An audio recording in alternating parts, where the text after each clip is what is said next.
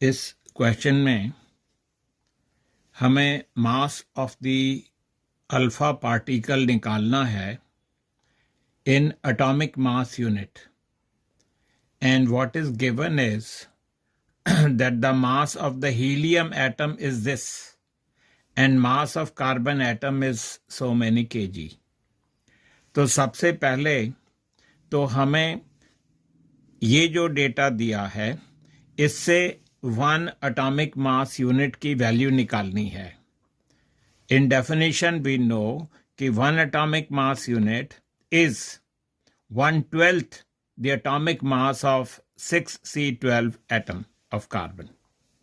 तो ये हो गया 1 atomic mass unit हो गया 1/12 of mass of carbon atom. ये दिया हुआ है, वो लिखा है, इसको सॉल्व कर लिया, वैल्यू ये आ गई. अब देखिए एक हीलियम एटम के अंदर एक तो न्यूक्लियस है और 2 इलेक्ट्रॉन्स हैं.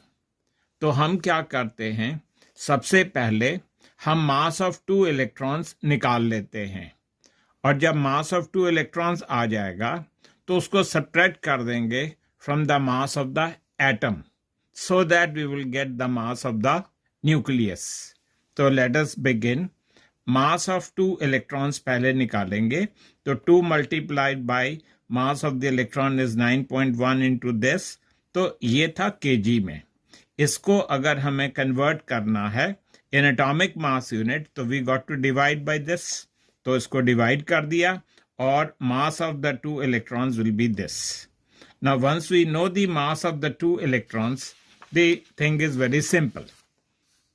नाउ वी से कि mass of the nucleus is the mass of the helium atom minus the mass of the 2 electrons. तो वहां से देख के मास of the helium atom note कर लिया, मास ऑफ 2 इलेक्ट्रॉन्स निकाल लिया था, इन दोनों को सेपरेट कर दिया और इससे ये वैल्यू आ जाएगी. So it was comparatively very simple type of question. Thank you.